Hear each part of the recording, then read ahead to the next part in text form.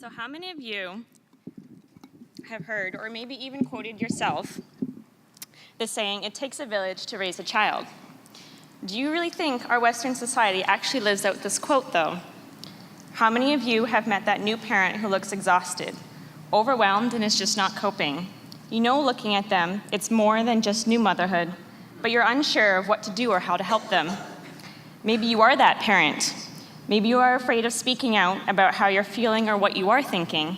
Maybe you have looked for help and support, you've looked for your village, but your community doesn't seem to have it. Today, in this moment, if you walk away with anything, know this: mental health illness happens. It does not make you a bad parent. It does, however, mean you need support.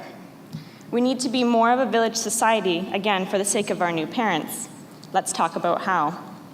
Maternal mental illness is on the rise, and while we don't necessarily have an answer on how to prevent these illnesses, support, resources, and ending the stigma surrounding the topic will go a long way.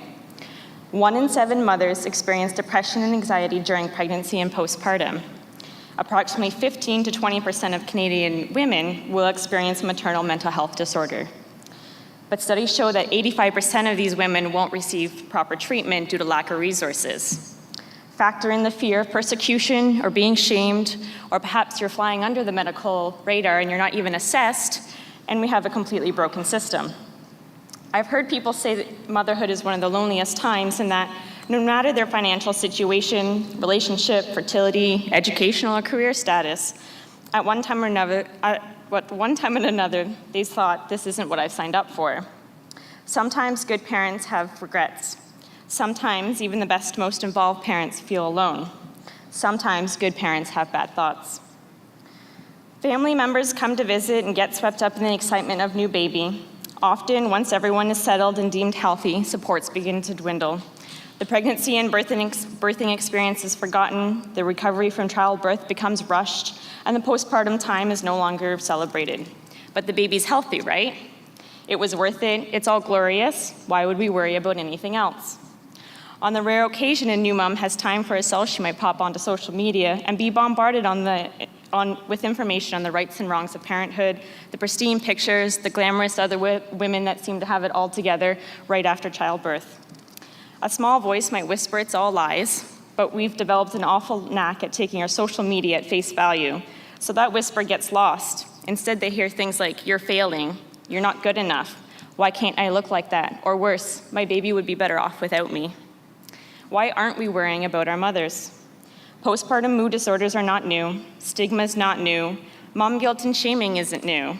However, in the age of social media, it's 100 times more widespread, and it can even be aggressive as individuals hide behind their computers and judge away. In all of this, we've lost our village. Very few of us even know our neighbors well enough to ask for support. Family or friends are widespread, maybe not even able to help. Or when help is offered, we often say, "No, I've got this," even when we don't.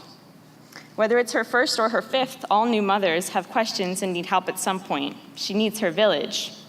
Our society's expectations on a new mother to have it all together all the time and the stigma surrounding maternal mental illness is distressing.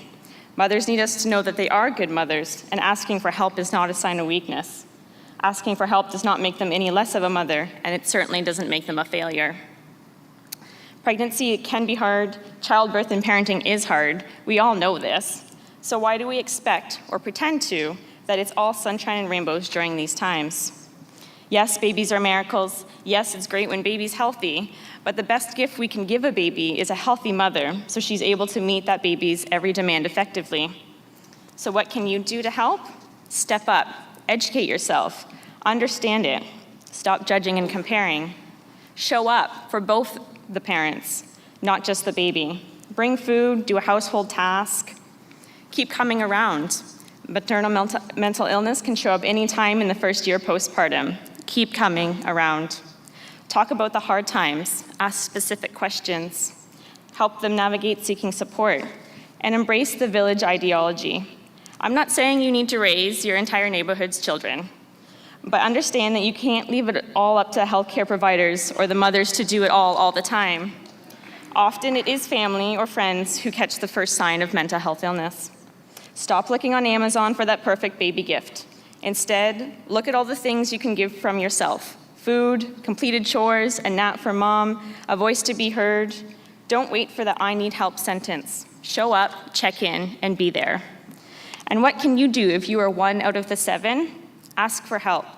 Talk to your peers and care providers. Keep asking, keep talking. There's no shame. Break the silence.